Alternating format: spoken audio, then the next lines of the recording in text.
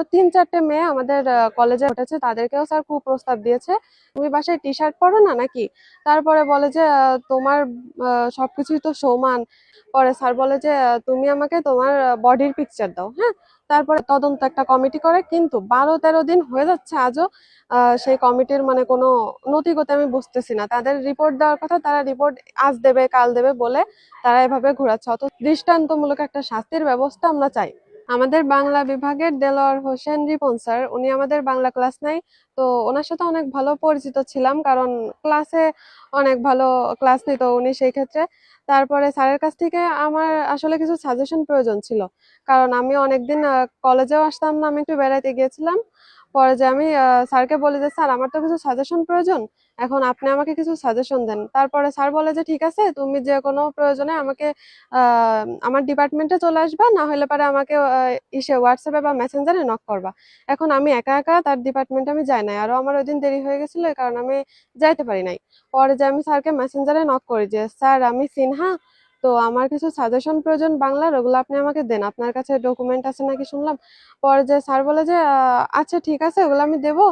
তোমার বাসা কই, মানে বৃত্তান্ত যে কথাগুলো নর্মালি হয় সে কথাগুলা স্যার হচ্ছে মানে আমার কাছ থেকে শুনছে। তারপরে তোমার আব্বু আম্মু কি করে কি দেখি শোনার পরে তারপরে স্যারকে বললাম স্যার আমার তো এখন পড়তে বসতে হবে, আমাকে সাজেশন গুলা দেন। পরে যে হচ্ছে স্যার বলে যে আচ্ছা তুমি আমাকে হোয়াটসঅ্যাপে নক করো। তারপরে আমি স্যারকে আমার নাম্বারটা দিই, দিলে স্যার আমাকে হোয়াটসঅ্যাপে নক করে ফার্স্টে বলে আমার একটা পিকচার দাও। আহ এ কথা বলার পর আমি আমি বললাম যে স্যার পিকচার না দিলে হয় না। স্যার বলে যে না তোমার একটা পিকচার দাও, কারণ তোমাকে তো আমি চিনতে পারতেছি না, তুমি আসলে আসামি। স্যারকে একটা পিকচার দিই, তারপরে স্যার বলে যে তুমি তো অনেক স্মার্ট হ্যান ত্যান, এগুলা বলার পরে বলে যে তুমি বাসায় টি শার্ট পরো না নাকি। তারপরে বলে যে তোমার সবকিছুই তো সমান ইত্যাদি, মানে এগুলা বলার পরে তারপরে আমি এক পর্যায়ে হ্যাঁ বিবৃতিমূলক কথাবার্তা বলে। এক পর্যায়ে আমি স্যারকে বলি যে স্যার আপনি এসব কথা বললেন না, আমি যেটা চাইছি আপনি সেটা দেন। পরে যে স্যার বলে যে তোমার আরো কিছু পিকচার দাও। পরে যে আমি তখন দিই নাই। স্যার বলছে যে কি করো তুমি, আমি বলছি, স্যার খাওয়া দাওয়া করতেছি, দুপুরে তো খেয়েছিলাম না। স্যার বলতেছে যে তুমি এত খাও তবুও তোমার সমান, এরকম বলার পরে তারপরে স্যার আমার কাছে আবারও পিকচার চেয়েছিল যে তোমার আব্বু আম্মুর একটা পিকচার দাও তো দেখি চিনতে পারি কিনা। আব্বু আসলে মানে অনেক ভাবেই পরিচিত হইতে পারে। তারপরে হচ্ছে যখন আব্বুর পিকচার দিলাম, আব্বু আম্মুর পিকচার, বলে যে মাশাল্লাহ তারাও তো বেশ সুন্দর। আমি বলছি জি স্যার। তারপরে স্যার বলে যে দাও। আমি বলছি কি দেবো স্যার, আপনি আমাকে বুঝিয়ে বলেন আমি আপনাকে কি দিতে পারি। পরে স্যার বলে যে তুমি আমাকে তোমার বডির পিকচার দাও। হ্যাঁ, তারপর এক পর্যায়ে আমি রেগে যাই, রেগে যেয়ে তারপরে স্যারকে বলি যে স্যার পিতা মাতার পরে তো মানে শিক্ষকদের অবস্থান, সেখানে আপনি স্টুডেন্টদের এভাবে কুপ্রস্তাব দেন, এগুলা কিন্তু উচিত না। তাই বলে আমি স্যারকে মানে স্যার অনেক কথা জিজ্ঞাসা করে, বলে যে তোমার বয়ফ্রেন্ড নাই, তোমার বেস্ট ফ্রেন্ড নাই, তোমার ছেলে ফ্রেন্ড নাই, তাও এত সমান হ্যান ত্যান, এগুলো বলার পরে আমি স্যারকে এক পর্যায়ে ব্লক করে দিই। ব্লক করার পরে আহ কিছুদিন যাবত আমি আসলে ভাবছিলাম যে এগুলো এগুলো আমি পাবলিশ করবো বা সবাইকে জানাবো, কিছু বড় ভাই ব্রাদারকে আমি জানাই, কিন্তু তারা কোনো পদক্ষেপ নেয়নি এ বিষয়ে। না নিলে তারপরে হচ্ছে আমি তারপর অনেকেই হোস্টেলের অনেকেই বলে, তারপরে আশেপাশের অনেকেই বলে যে এই স্যারের আসলে চরিত্রে একটু সমস্যা আছে, তোমারই সমস্যা হবে, তোমার রেজাল্টের সমস্যা হবে। পরে যে আমি আসলে এগুলা মানে বেশি একটা আগাই নাই। না আগানোর ফলে নির্বাচন ছিল, আর তো মানে সামনের নির্বাচন ছিল, নির্বাচনের কাজকর্মে সবাই বিজি ছিল। এসে আরো ৩-৪টে মেয়ে আমাদের কলেজের বড় ভাই ব্রাদারকে সেই মানে তাদের সাথেও একই ঘটনা ঘটেছে, তাদেরকেও স্যার কুপ্রস্তাব দিয়েছে। সেই স্ক্রিনশট গুলা প্রমাণ সহ ভাইয়াকে প্রদান করে, এবং আমার কাছে যেসব স্ক্রিনশট ছিল আমি সেগুলা মিলে হচ্ছে কলেজের প্রিন্সিপালকে দিই। প্রিন্সিপালকে দেওয়ার পরে মানে একটা আবেদন করা হয়।